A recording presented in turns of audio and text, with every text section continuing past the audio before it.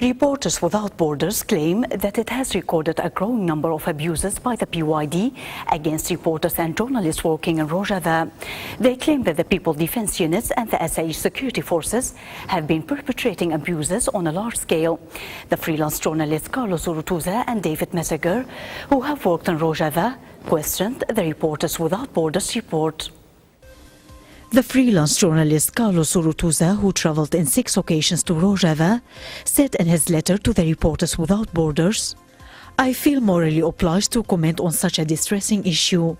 I have to admit that I was surprised by the picture drawn in the report, as my personal experience in the area couldn't be more divergent. So far, I have traveled in 6 occasions to the Kurdish-controlled areas in Syria.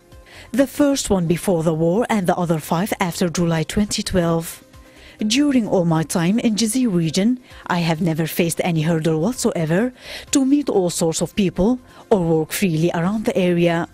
Something which comes in clear contrast with the scenario Reporters Without Borders depicts in its report." Likewise, David Meseguer, who is a regular contributor to Ara and Gara newspapers and whose works had also been published by France 24 and Associated Press, questioned Reporters Without Borders report. "Since the beginning of the Syrian war, I have traveled on 4 occasions to the Kurdish-controlled areas in Syria. During all my time in Afrin region, I have never faced any trouble to meet people from all walks of life or political ideas, being always able to move freely around the area. This scenario is very much in the antipodes of the one Reporters Without Borders depicts in its report."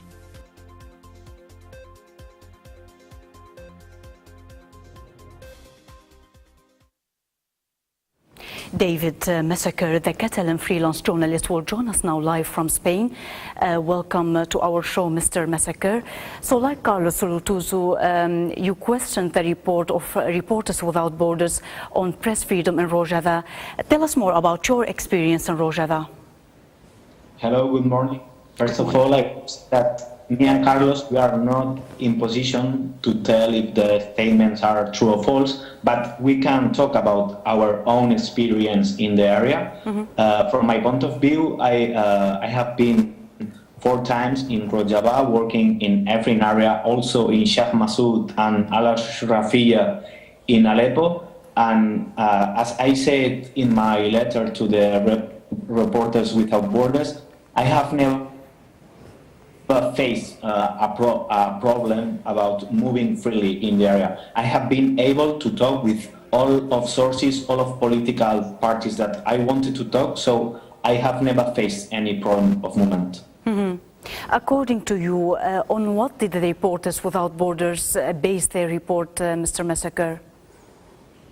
I think that Report Without Borders, before publishing the report, they should make double check and also talk with more sources that have been working in the area. For instance, since the beginning of the war, many foreign journalists have been working in Rojava, in Afrin, in Kobani or in the Zira area, and none of them appears on the report. So I think that this is the first thing that the journalists or the people who write the report should do, talk with all the sources that have been working in Rojava.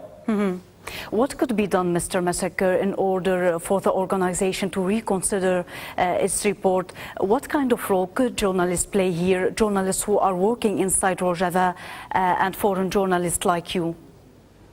Yeah, well, I think that now maybe they can make another report to explain all of the opinions that are about that issue.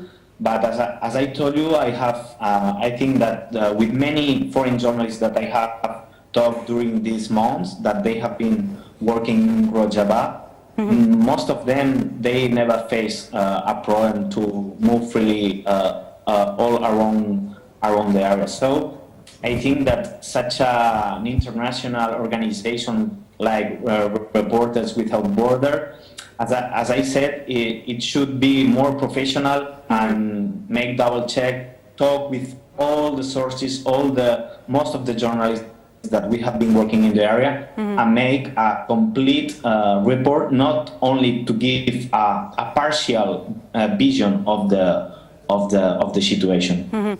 In your opinion, to what extent will this biased political report damage the credibility of Reporters Without Borders? Yeah, I think that if you try to make a professional journalist work, you should make double check and talk with such sources as you can. So, from my point of view, as I said before, this report only talk with a few sources and doesn't talk with most of the foreign journalists that we have been working on the area, not only freelance journalists like Carlos Turutuiza or me. I think that, for instance, recently the BBC has been working on the ground in Jazeera area, so it's to a professional organization. They must talk with most of the media that have been working on the area to have a whole picture of what's going on regarding the press freedom in Rojava. In one of your visits to Rojava, you and Oriol Gracia have filmed the Silent Revolution documentary. Before we discuss this documentary, let us move on to the next clip, which contains some experts from the Silent Revolution.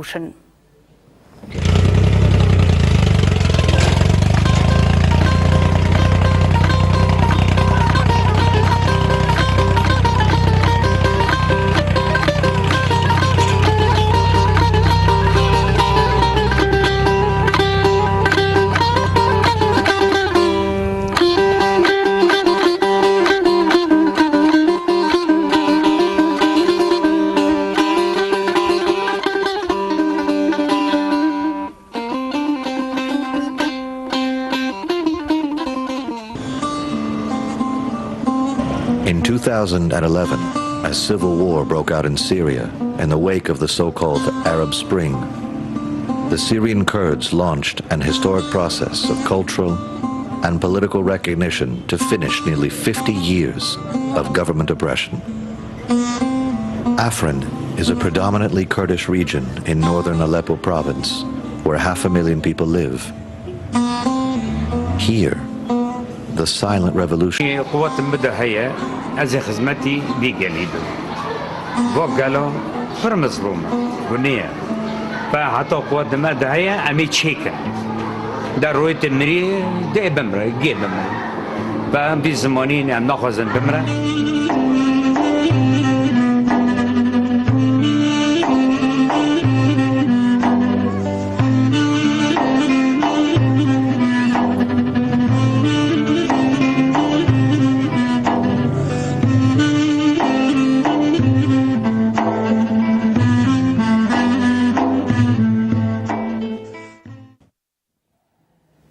These were some excerpts from the Silent Revolution.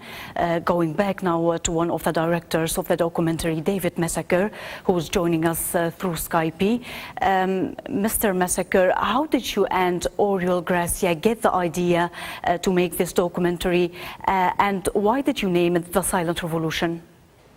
Since me, like a journalist, I have been working on the Kurdish issue since many years ago. So when I was able to enter in Rojava, concretely in Afrin region, after being 2 times working about what's going on, what I lived there, it was I was so impressed because it's like a national revolution.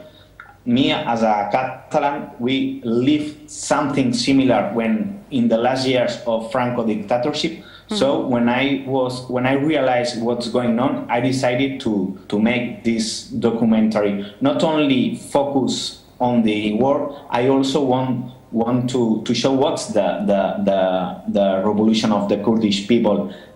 For this, we talk in our documentary about the education, the fight and the role of women, also the culture, also the new medias in Kurdish language, the political struggle. So in in Neuros 2013, I decided with Oriol to travel to Afrin area and make the documentary. How was the distribution of the documentary? To what extent can we say that your documentary, The Silent Revolution, succeeded to shed light on the Rojava silent revolution? Well, the documentary was shown for first time in London Kurdish Film Festival last November, and also have been shown in Stockholm Kurdish Film Festival this March. So we are planning to show it, to screen it in more international film festivals, and also we here in Catalonia or in Basque Country or other places in Spain, we have screening in many places, and because there are some things we have some things in common with the Kurdish people. I mean the Catalan and the Basque people. A lot of people have paid interest on the documentary and on the situation of Kurdish people in Syria. David Meseguer, the Catalan freelance journalist, you've been with us from Spain. Thank you very much for speaking to Ronahi. You are welcome. Thank you very much.